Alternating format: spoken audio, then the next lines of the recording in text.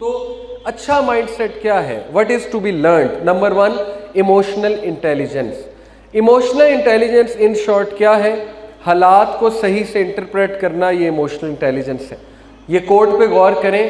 Any one can become angry, that is easy. غصہ ہر کوئی ہو سکتا ہے، but to be angry with the right person to the right degree at the right time for the right purpose and in the right way, that is not easy. یہ ہے emotional intelligence. صحیح time پہ غصہ ہونا، صحیح بندے پہ غصہ ہونا، صحیح موقع پہ غصہ ہونا، صحیح وجہ سے غصہ ہونا، یہ ہے ایموشنز کا صحیح استعمال. بہت سے لوگ ایموشنز کو صحیح استعمال نہیں کرتے اور پھر سفر کرتے ہیں. میں نے آپ کو اگزامپل دی، جیسے اگر آپ 10 سیکنڈ آپ کی زندگی کے خراب ہو گئے، آپ کے دن کے خراب ہو گئے، تو اٹ ڈزنٹ مین کہ زندگی خراب ہو گئی، اٹ ڈزنٹ مین کہ پورا دن خراب ہو گیا. صحیح سے انٹرپریٹ کریں حالات کو. پھر انٹرپریٹیشن کیا ہے؟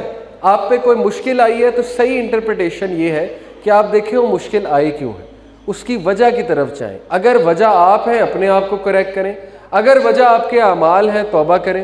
اگر وجہ کوئی اور ہے تو اس کو سیٹل کریں، اس کے ساتھ جو ہے وہ کسی طرح سلوشن پہ آنے کی کوشش کریں.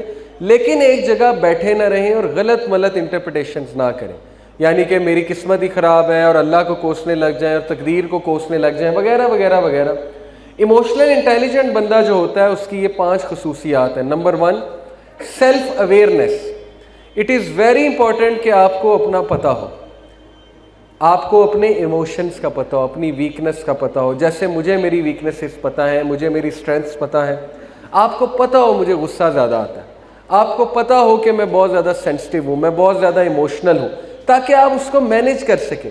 اگر آپ کو پتہ ہی نہیں ہے آپ کے ساتھ مسئلہ کیا، آپ مینیج کیسے کریں گے اسے؟ Number 2 motivation. وہ بندہ خود سیلف موٹیویٹڈ ہوتا ہے. اس سے پہلے کہ وہ کسی اور سے موٹیویشن لے، وہ خود اپنے آپ کو اٹھاتا ہے، خود بک اپ کرتا ہے، خود شاباشی دیتا ہے، نکالتا ہے اس چیز سے، انٹرپریٹیشن اچھی کرتا ہے. Number 3 empathy. ایمپتھی کیا مطلب ہے؟ دوسروں کا سوچتا ہے. اس سے پہلے کہ وہ یہ انٹرپریٹ کر دے کہ مثال کے طور پہ مجھ سے کسی نے غصے سے بات کی، میں یہ سوچوں ہاؤ ڈیئر ہی اور شی، تو میں یہ بھی تو سوچ سکتا ہوں نا کہ اوہو بیچارہ شاید کسی مشکل سے گزر رہا ہے، پتہ نہیں اس کو کیا مسئلہ ہے، گھر سے لڑ کے آیا ہے، یا آج کوئی مسئلہ ہوا ہے اس کے ساتھ، یا پتہ نہیں رات کو سویا نہیں اس لیے مجھ پہ غصہ ہو رہا ہے. تو یہ ہے ایمپتھی، دوسرے کا سوچنا. اس سے پہلے کہ اپنا سوچنا، دوسرے کا سوچنا کہ اس کے ساتھ بھی تو کوئی مسئلہ ہو سکتا ہے نا، شاید اس کا دن آج برا گزرا ہے وغیرہ وغیرہ. Social skills. اس کے سوشل سکلز بہت زبردست ہوتے ہیں. وہ معاملات کو سلجھانے والا ہوتا ہے، بگاڑنے والا نہیں ہوتا ہے. دوسروں کے ساتھ پینک نہیں ہو جاتا ہے، بلکہ اپنے سوشل سکلز کا استعمال کرتے ہوئے اچھا مشورہ دیتا ہے، اچھی باڈی لینگویج شو کرتا ہے.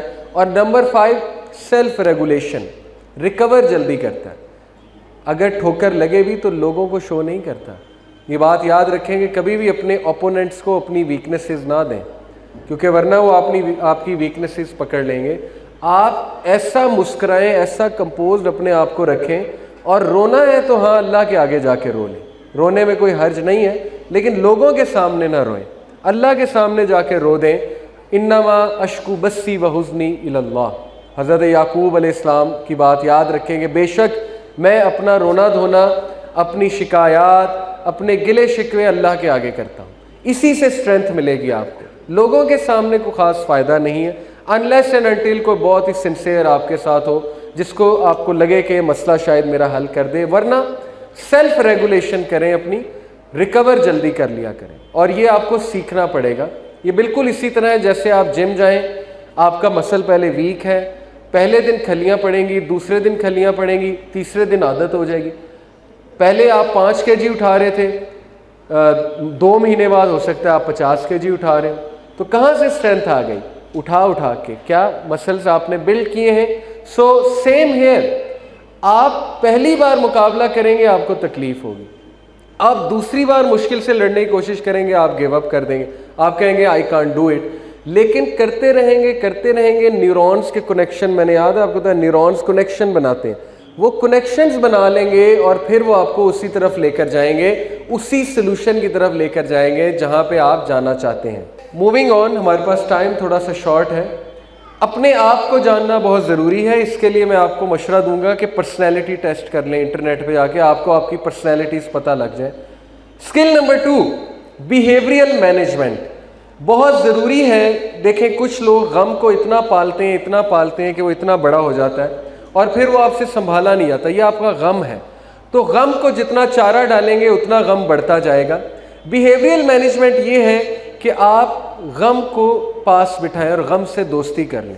अपनी मुश्किलात से टग ऑफ वार ना करें, वरना वो आपको बहुत प्रॉब्लम देंगे। उनको पास बिठाएं, उनसे रिलैक्स होकर बातें करें, उनसे कुछ डील्स करें और जब वो आए तो घबरा ना जाया करें। इसी तरह अपने माइंडसेट को आप डेवलप करें। तो हमने माइंडसेट की बात की। काइजन प्रिंसिपल बहुत ज़बरदस्त प्रिंसिपल है, मल्टीनेशनल कंपनीज अप्लाई करती हैं। What is kaizen? Kaizen is making small continuous changes for continuous improvement.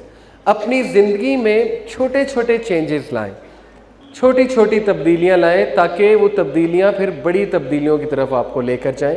एकदम जोश में आके हर चीज़ ज़िम्मे ना ले लें। छोटी छोटी तब्दीलियां आहिस्ता आहिस्ता बुरी आदत को ख़त्म करने की कोशिश करें। This technique is going to help you a lot. घबराएं ना, पैनिक ना हो एक मुसीबत से, और फ़ौरन उसको ख़त्म करने की कोशिश करेंगे तो हो सकता है वो और हावी हो जाए आप पे। Aahista Aahista, slowly and steadily उसको ज़रा धोखा देकर। Okay, moving on. कॉन्सेप्ट क्या है? What time you sleep at night.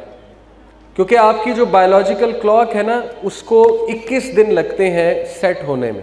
अगर एक बंदा नाइट आउल है, रात को जागने वाला, उसको कम से कम 20-21 दिन लग जाएंगे इससे पहले कि उसकी रूटीन ज़बरदस्त हो जाए। ओके, इसलिए आप इस तरफ ना जाएं कि रूटीन ही ख़राब कर लें। दूसरी बात यह है कि आपका जो मोस्ट प्रोडक्टिव टाइम है सोने का, वो 10 से लेके 3 तक है, जब it is equivalent to literally 10 hour of sleep. और सबसे जो वर्स्ट टाइम है सोने का, वो सुबह है फजर के बाद 6 AM से लेकर 12 बजे तक वर्स्ट स्लीप टाइम, जब आपकी बायोलॉजिकल क्लॉक बहुत और तरह से सेट हुई होती है और आप उस पर जुल्म कर रहे होते हैं। लिटरली अपनी मेटाबॉलिज्म पे आप जुल्म कर रहे होते हैं। इसलिए रूटीन अपनी ज़बरदस्त रखें, क्योंकि रात को इंसान फितनों में होता है, तो रात को सोया करें। रात को अपने आप को फितनों के हवाले ना किया करें, अकेला ना छोड़ा करें, क्योंकि ऐन मुमकिन है रात को आप अकेले हो, वाईफाई आपके पास हो, स्मार्टफोन आपके पास हो, तो जाहिर है कि ये आपके लिए बहुत सी प्रॉब्लम्स क्रिएट कर सकती है चीज़। इसलिए रात मेहनत करके, एक्सरसाइज करके, जिम जाया करें, ताकि रात को आपको वैसे ही नींद आ जाए।